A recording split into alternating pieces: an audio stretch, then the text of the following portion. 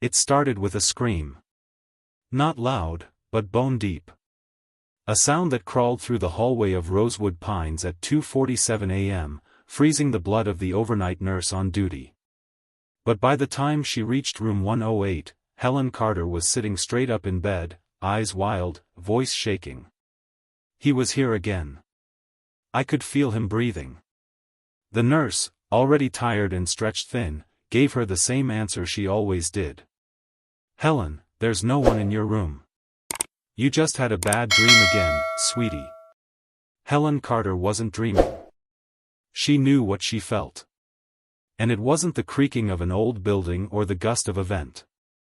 It was a presence, silent, deliberate, close. A shadow that returned every night after the halls went quiet and the world stopped watching. But nobody believed her. Not her daughter. Not the staff. Not even the police, until K9 Max walked in. Officer Tyler Reed had taken the call out of courtesy.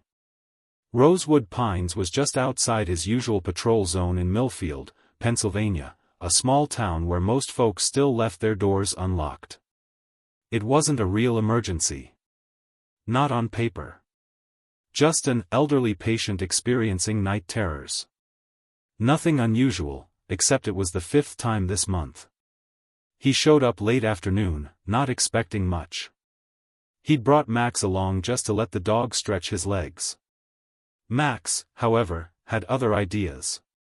The moment they stepped into Helen's room, the German shepherd's ears perked. His nose twitched.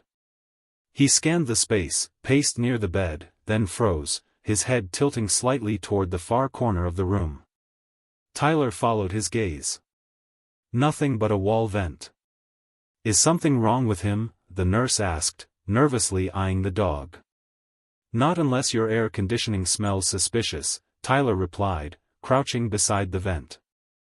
There was nothing visibly wrong. No tampering. No scratches. Just standard ductwork and dust. Still, Max wouldn't leave it. He let out a low growl, not aggressive, but alert. Focused. Tyler stood up and finally turned to the woman in the bed. Helen Carter was 84, thin as a whisper, with silver-white hair tucked into a neat bun. Her hands trembled slightly as she gripped the bed sheet. But her voice, when she spoke, was calm. Steady. It's not a nightmare, officer. He comes into my room. I don't know how, but he's real. Tyler nodded slowly. He didn't dismiss her. Not yet. Have you seen his face? No. Just darkness. Like he knows where every shadow lives. Outside the room, Tyler asked to speak with the administrator. Frank Holloway met him in his office, a clean space with awards on the wall and a scent of lemon polish in the air. With all due respect, officer, Frank said with a corporate smile, Helen has been showing signs of dementia. These stories are consistent with the progression. Tyler remained quiet, listening. Observing. She's suffered from sleep disturbances, paranoia. We've logged everything. Nothing's missing, no signs of forced entry, nothing caught on our security system. Tyler nodded, standing. Still, I'd like to stop by tonight. Maybe set up a quiet camera in her room, see if we catch anything. Frank hesitated. We have privacy protocols. I'll take full responsibility, Tyler said. It's just one night. If it proves Helen wrong, we put it to rest. And if it doesn't? Then we stop treating it like an old woman's imagination. As evening fell, Tyler and Max returned. The air outside turned sharp with early October chill. Inside, the nursing home glowed with soft fluorescent warmth. Tyler carried a discreet motion-activated camera in a black duffel. With the nurse's assistance, he tucked it inside a hollowed-out book on Helen's nightstand. Helen watched them quietly, her fingers brushing the edge of her blanket. I'm not crazy, she whispered. I never said you were, Tyler replied.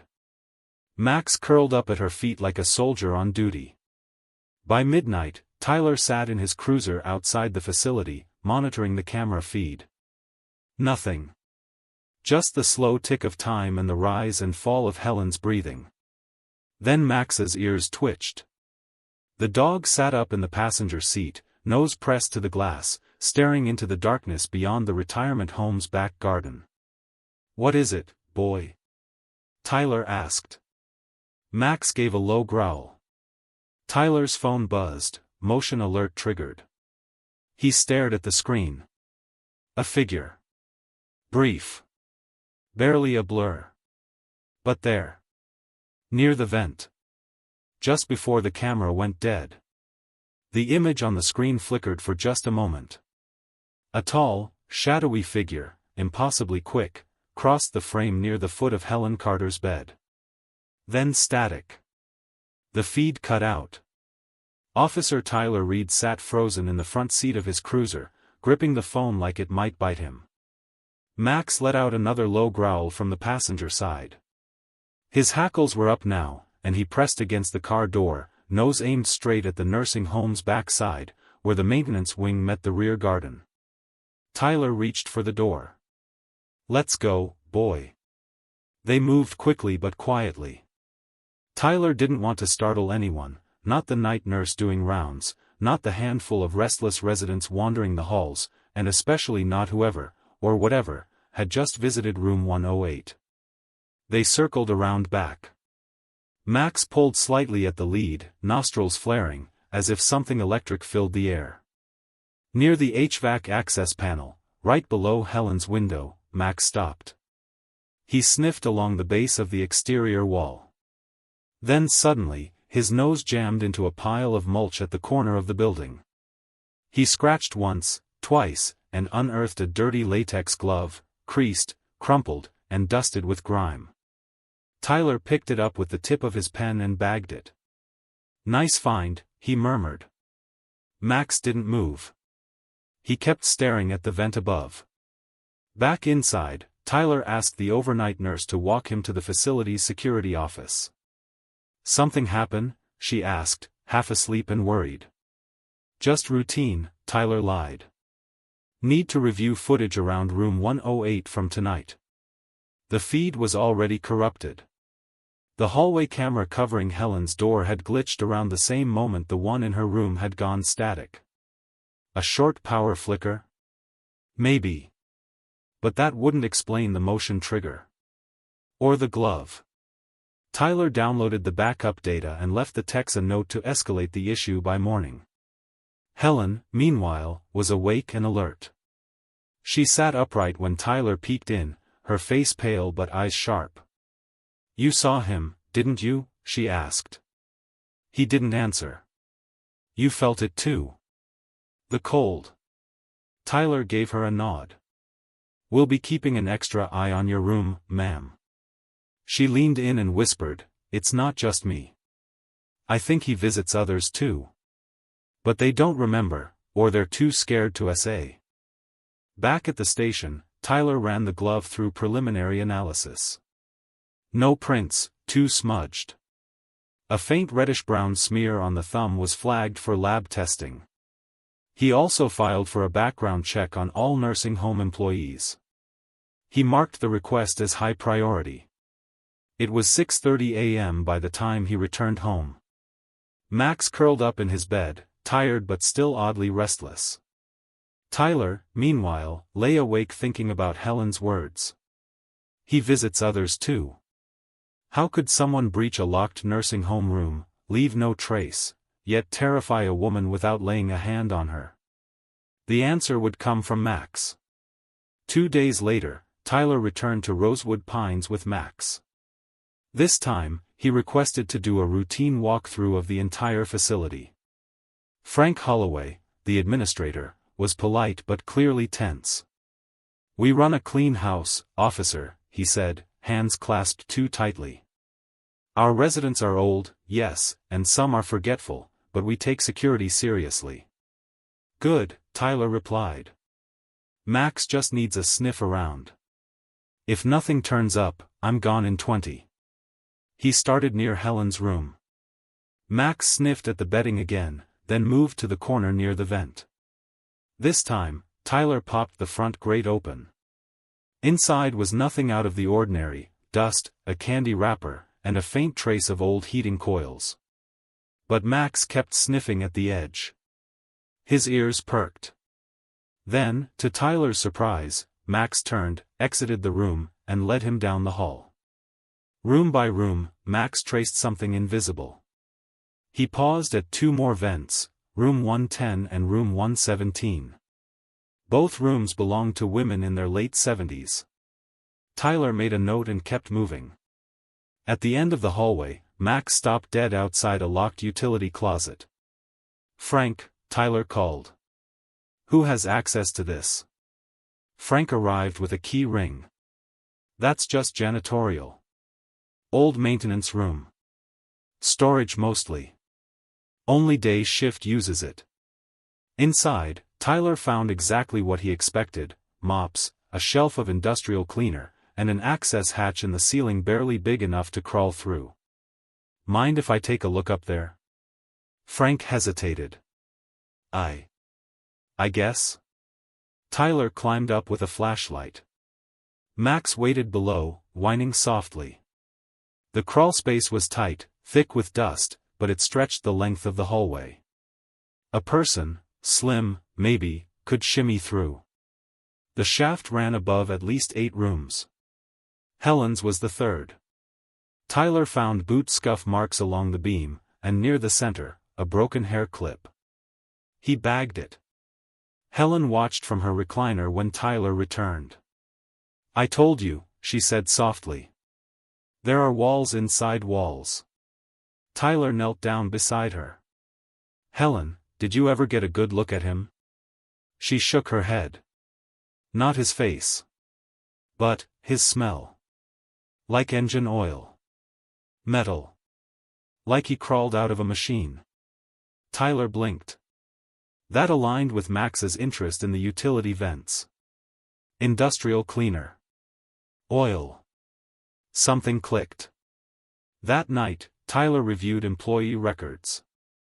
One janitor, Clint Barlow, had worked off and on at Rosewood Pines for 6 years. Odd history, no photo on file. Worked mostly nights. Lived in a trailer park just outside Millfield. No criminal record, but he'd been let go from 3 previous employers. Reasons: attitude, policy violation, inappropriate behavior. He was no longer on the current payroll, but no one had marked him as officially terminated. He'd simply stopped showing up 3 weeks ago. Tyler ran his name through Old Town archives. One strange note stood out. In 2003, Clint had applied for a job at another assisted living center under a different name, but was flagged for falsifying credentials. He'd slipped through the cracks since then. The next morning, Tyler drove to the trailer park. Clint's unit was abandoned. No lights. No car. But Max, nose to the wind, sniffed the gravel driveway and immediately barked. He pulled toward the back of the trailer. There, hidden behind a pile of rusted scrap, was a shoe print in dried mud. The tread matched the print Max had found behind Rosewood Pines. And now Tyler had proof. By the time the sun rose over Millfield the next morning, Officer Tyler Reed had already reviewed the footage from Helen's nightstand camera a dozen times. Each time, the shadow grew more unsettling. It wasn't just that someone had entered her room, it was how. The figure didn't come through the door. He came from the vent. A blur of movement. Low to the ground. Then upright. He stood over Helen for exactly 42 seconds, unmoving. Watching her sleep. Then he backed into the shadows and disappeared through the same vent he came from. Helen hadn't stirred once. At Rosewood Pines, the morning light gave the halls a peaceful calm, birds chirping near the windows, a light breeze filtering through the curtains. It looked like any other Tuesday. But Tyler felt the difference. He walked in with a mission, and Max, leash taut, led the way. They headed straight to Administrator Holloway's office. Tyler didn't wait to be invited in. "We caught someone," he said, dropping a printed still frame on the desk. Frank picked it up slowly. The photo was grainy, but the figure's outline was clear, tall, hooded, bent forward like someone used to crawling in tight spaces. "Who?" Frank asked, swallowing hard. "That's what we're going to find out." Tyler called in a small inspection team from the precinct, quietly, to avoid alarming residents. Within the hour, he had blueprints of the building spread across the cafeteria tables. The ductwork was old. Built in the early 70s, long before modern safety codes. Turns out, several rooms on the east wing were connected through oversized vents that hadn't been cleaned or inspected in decades. Some vents were wide enough for a grown man to fit through. "That's how he's getting in," Tyler said, pointing. "Crawlspace access here, vent drops down through room 114, Helen's room." "You think someone's living inside the walls?" one officer asked. "I think someone's been using them to move around unseen. And Max smells something." They searched the crawlspace above the east wing, guided by Max's nose and Tyler's flashlight. It didn't take long. Near the central HVAC unit, Max stopped cold. He scratched at a pile of old insulation, then barked once, sharp and decisive. Tyler pulled the debris away to reveal a small canvas satchel. Inside, a cracked smartphone with no SIM card, a small flashlight, and several used nitrile gloves. There were also 3 Polaroid photos, all of elderly women asleep in bed. One of them was Helen. Tyler's jaw clenched. Max growled low, pacing in circles. His hackles were up. They were standing inside a predator's den. Later that evening, Tyler returned to Helen's room. She was reading a book by the window, dressed in a pale blue cardigan. When he entered, she looked up, not surprised. "I told you he was real," she said quietly. Tyler nodded and sat on the edge of her bed. "You were right. And we have evidence now.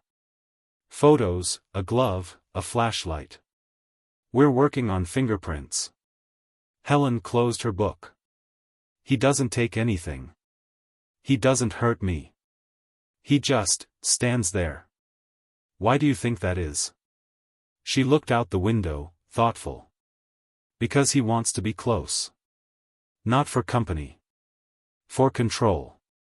Back at the station, forensics returned a partial print from the glove. It wasn't in any national database, but the team narrowed down staff and contractors who had unsupervised access to the HVAC and crawlspaces. One name surfaced: Clint Marshall. He wasn't listed as official staff. He'd been doing freelance handyman work at Rosewood Pines for years, off-book, paid in cash. No background check. No digital trail. Tyler brought the name to Holloway. Clint was a drifter, the administrator admitted. He was cheap and handy. We let him do odd jobs around the facility, changing light bulbs, fixing pipes, that sort of thing. "When's the last time you saw him?" Frank hesitated. "Maybe 2 weeks ago. He stopped showing up." Tyler stood. "He didn't stop. He just went underground." That night, Tyler couldn't sleep. He sat in his kitchen, going through every contractor report, every maintenance log. Max lay by his feet, ears twitching in his sleep. At 3:12 a.m., the dog suddenly sat up. Eyes locked on the back window. Tyler stood, peered outside. Nothing moved. Still, Max remained alert. Tyler's phone buzzed, a silent alert from the motion detector he'd left in Helen's room. He tapped the feed. Darkness. Movement. Then static. The next morning, Helen was pale, shaken. "He was back," she said. "He knew you were watching." Tyler sat beside her, eyes serious. "Helen, I need to move you to another room. Somewhere safer. Just until we catch him." She gripped his hand. "He won't care. He'll follow the fear. As Tyler left the facility, Max paused at the corner of the east wing. His nose twitched. He barked once, short, urgent. Tyler turned back. There, beneath the bushes outside the building, was something glinting in the morning sun. He knelt down. A small silver button. Old-fashioned. Engraved with the letters, C.M. Clint Marshall. Max let out a low growl. They were closer than ever. By the time Officer Tyler Reed pulled into the Rosewood Pines parking lot the next morning, the air was thick with tension. The sun had barely risen, but the staff was already whispering in hushed voices.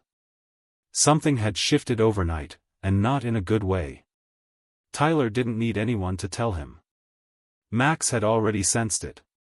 The K-9 had been uneasy all morning, whining low in the patrol car, pacing in the back seat.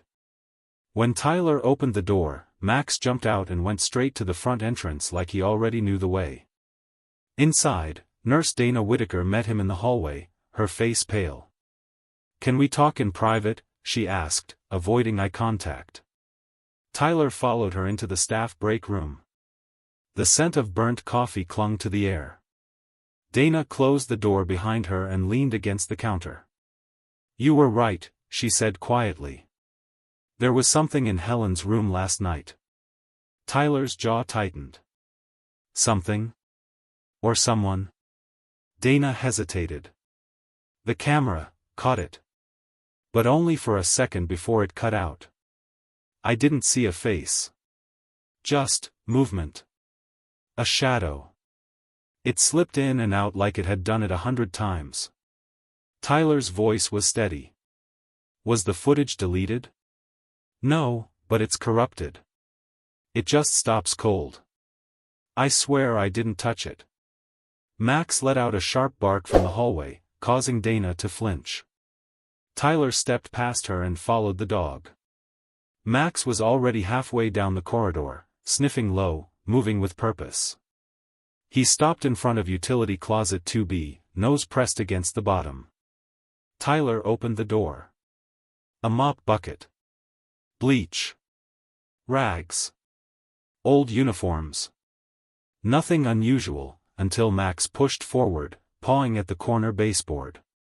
Tyler crouched, brushing back the plastic cleaner bottles. A faint draft was coming through the wall. He tapped it.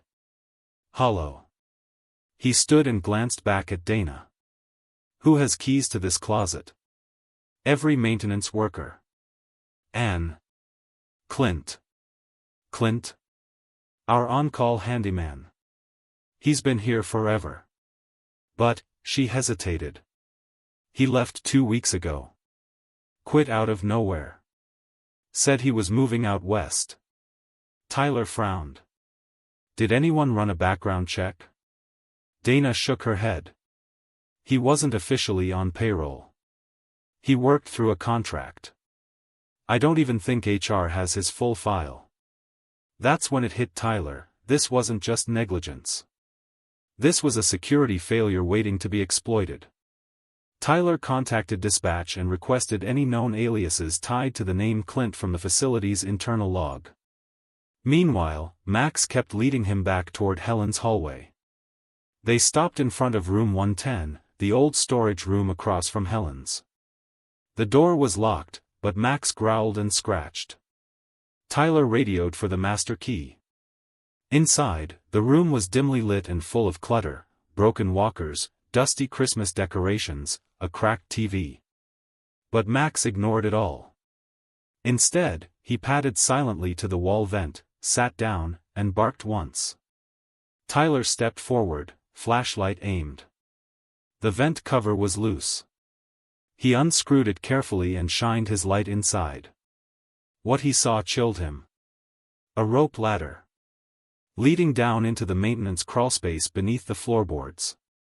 Tyler stared at it for a long moment before calling it in. "We've got an unregistered access point. I'm going in." Max barked once again, tail rigid, body alert. They descended together. The crawlspace was dark, tight, and reeked of mold and rust. Tyler moved cautiously, knees bent, flashlight slicing through webs and grime. The floor crunched beneath his boots, gravel and old nails. Max stayed inches ahead, tail low, sniffing the path like a bloodhound on mission. After about 30 feet, the tunnel opened into a makeshift room, a space no one at Rosewood Pines even knew existed. It was barely 6 feet wide, lit by a single battery-powered lamp hanging from a nail. Inside were a mattress, stained and folded into the corner. A duffel bag with canned food and water bottles. A collection of nitrile gloves, worn shoes, and surgical masks. Most disturbing, a wall covered in Polaroid photos, snapshots of residents in their beds. Unaware. Vulnerable. Sleeping. And in the middle of the floor, a journal. Tyler opened it carefully. I only take what I need. They're mine, even if they don't know it. Helen sees. She always sees. Max growled. Tyler's blood turned to ice. He returned to the surface and immediately notified local detectives. An arrest warrant was issued that afternoon. But something didn't sit right with Tyler. Clint had left 2 weeks ago, but someone had been inside Helen's room just last night. That meant one of two things. Clint never left. Or someone else was still carrying on his work. Later that evening, Helen was moved to a different room on the opposite wing. It was warmer, brighter. She said little, only nodding politely when Tyler visited. As he turned to leave, she reached out and gripped his sleeve with surprising strength. He's not gone, she whispered. He'll come back. He doesn't like being watched. Tyler tried to reassure her. We're on it, Helen. You're safe now. But Helen's eyes stayed locked on the window. He'll come for the nurse next. That night, Nurse Dana never clocked out. Her phone was found ringing in the staff locker room. Her car still sat in the parking lot. And in the camera feed from the east hallway, just before the screen cut to black, was the briefest flash of movement. A figure. Slipping quietly into the dark. By the time Officer Tyler Reed pulled up outside Rosewood Pines that Friday night, the air had turned heavier, almost like the building itself was holding its breath. Helen Carter had been moved to a different wing after her camera caught the dark figure beside her bed. But that hadn't stopped the intruder. The following night, a nurse named Dana Whitaker disappeared mid-shift. No one heard anything. No signs of forced entry. She simply didn't return from a routine supply run to the basement storage. Tyler arrived before dawn. He wasn't in uniform this time, just jeans, a jacket, and a hard line of focus in his eyes. Max was already pacing inside the cruiser, restless, sensing urgency. Inside, the staff was panicked but trying hard to appear calm. The administrator, Frank Holloway, looked pale and exhausted as he led Tyler into the nurse's station. She was doing inventory, Frank said, voice tight. She went down around 11:20 p.m., just like always. Never came back. Tyler nodded slowly. You got cameras down there? Frank shook his head. Just one at the stairwell entrance, but it was disabled somehow. Static. Of course it was, Tyler muttered. He called Max out of the vehicle and gave him a familiar cue, search. The German shepherd's ears flicked. He sniffed the floor, the doorframe, and the air around the stairwell. Then he bolted down the concrete steps with a purpose that made everyone freeze. Tyler followed fast, flashlight in hand. The storage basement was wide and mostly unlit, lined with metal shelves of cleaning supplies, folded blankets, and old oxygen tanks. The air smelled like bleach, rust, and mildew.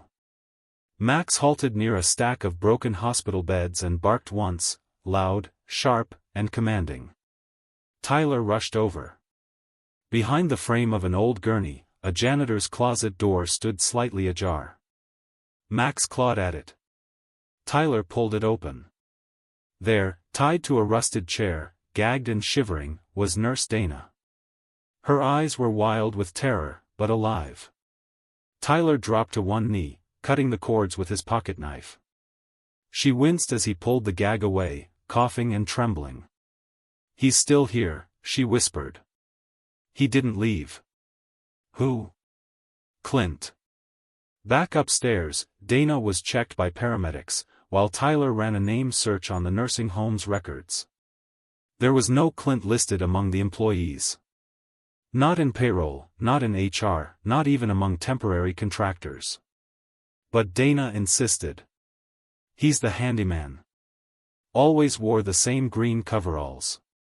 Said he was on night maintenance. I've seen him here for years." Tyler stared at the administrator. Frank was stammering.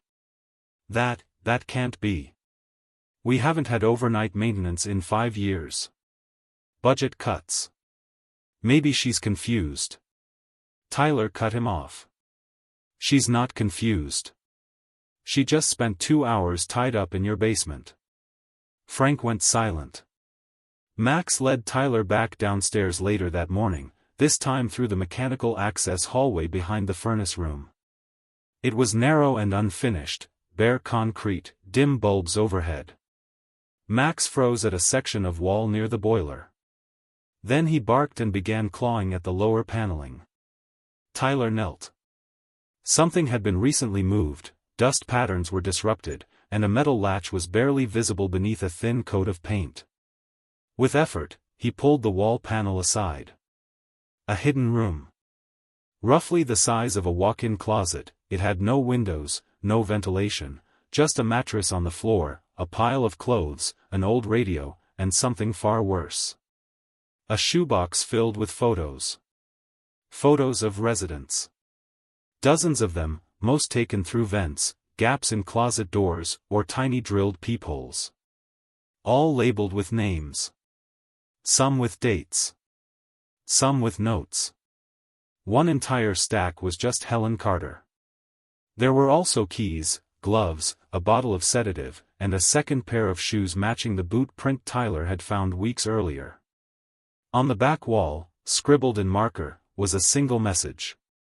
"Fear keeps them quiet." Later that afternoon, Helen sat quietly in her wheelchair in the facility's common room. Sunlight filtered through the windows, casting long streaks of light across the linoleum floor.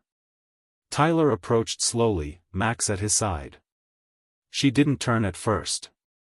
"I saw him again last night," she whispered. "In a dream this time. He was standing in the hallway, holding a red scarf." Tyler crouched beside her. "Helen. Clint's real. He's been hiding here for years. We found where he's been living." Her eyes welled up. "I wasn't crazy," she said, barely a whisper. "No," Tyler replied. "You weren't." Helen looked down at Max and smiled faintly. "But he knew, didn't he? Your dog. He always knew." Max rested his head gently on her knee. By sunset, an all-points bulletin had been issued for Clint Mercer, an ex-employee who'd been dismissed nearly a decade ago for misconduct at another eldercare facility 2 towns over. Somehow, he'd continued to access Rosewood Pines, blending in, sleeping behind walls, and moving through service tunnels. He knew the building better than anyone. And he was still out there. Which meant this wasn't over. Not yet. The woods behind Rosewood Pines had always looked peaceful from the window, dense maple and oak trees painted in soft autumn reds and oranges. But tonight, under a pale harvest moon, that forest felt like something out of a nightmare. Officer Tyler Reed stood still, eyes scanning the tree line, ears tuned to every snap of a branch and rustle of leaves. Beside him, K9 Max was locked in tracking stance, head low, muscles tense, nose working overtime. The message slipped under Helen Carter's door just an hour ago still burned in Tyler's chest. "You told." It had only one fingerprint. Clint's. No last name. No official address. No employee file. For years, Clint Myers had been the invisible man at Rosewood Pines, the handyman no one ever really questioned. Paid in cash. Slept somewhere between the tool shed and the storage basement. Always helpful. Always quiet. And now, he had gone to ground. But Max had the scent. They tracked Clint's trail deep into the woods until they found a clearing, an old hunting shack Tyler had never seen before. Collapsed on one side. Rotten porch. A single busted window with a makeshift curtain. Max froze. Low growl. Then barked, once. That was enough. Tyler raised his flashlight and stepped forward. Millfield Police. Clint, come out now. It's over. No response. Just wind through trees. Tyler moved carefully around the back. Max led him to a rusted trap door under the porch, partially hidden beneath leaves and broken lattice. He opened it slowly. The smell hit first. Musty. Moldy. And something else, unwashed clothes and rotting food. Max went down first, paw by paw. Tyler followed. They found Clint huddled in the crawlspace, muttering to himself in a voice too calm for someone being hunted. She noticed, always her. The others slept. She didn't. She knew. Tyler didn't say a word. He just cuffed him. Max stood between them, a silent guardian. Back at Rosewood Pines, the staff were still in shock. Nurse Dana, though still shaken, was recovering. She'd spent nearly 12 hours tied up in the locked basement room Clint had used as a hiding spot. If Max hadn't sniffed her out in time, she might not have made it. The staff uncovered even more in the aftermath: hidden tunnels, stolen items, a journal of disturbing entries that described visits to multiple residents. Clint hadn't hurt them physically. But he had watched. Studied. Lived among them like a ghost in the walls. And Helen Carter had been the only one who noticed. A week later, Tyler returned to Rosewood Pines, not in uniform this time. Just jeans, a gray hoodie, and Max trotting at his side like any other loyal dog. The air was crisp, leaves crunching under his boots. He knocked gently on the frame of room 203. Helen looked up from her chair by the window. She'd been moved to a brighter room overlooking the garden. The sun hit her white hair just right, making her look almost angelic. "Officer Reed," she said with a tired smile. "Or should I say, hero?" Tyler shook his head. "You're the one who didn't back down. Max and I just followed your lead." Max walked over to her, resting his chin on her lap. She stroked his head gently. "I wasn't always brave," she whispered. "But being ignored hurts more than being afraid." There was a pause. "You were the first person who didn't treat me like a ghost," she added. Tyler nodded. "You saved lives, Helen." "And Max believed me," she said, smiling wider now. "Before anyone else did." Before he left, Tyler looked around the hallway. Staff were warmer now. More present. No one rolled their eyes at Helen anymore. Her daughter even came to visit twice that week. Something had changed, not just because a criminal was caught, but because someone listened. And that had made all the difference. That evening, back at the station, Max curled up by Tyler's desk, his tail thumping lightly against the floor. Tyler looked out the window, the last orange sliver of sun fading behind the trees. "Good job, buddy," he murmured. "You saw what we couldn't." Max's ears twitched in acknowledgement, then closed his eyes, finally able to rest. Thank you for following this emotional and suspenseful journey to the end. Helen Carter's story reminds us that sometimes the truth hides in plain sight, and the quietest voices are the ones we need to hear most. Backhand index pointing right. What would you have done if you were the only one who believed someone like Helen? Let us know in the comments below. And don't forget to like, share, and subscribe for more unforgettable K9 rescue stories that uncover the truth, one pawprint at a time.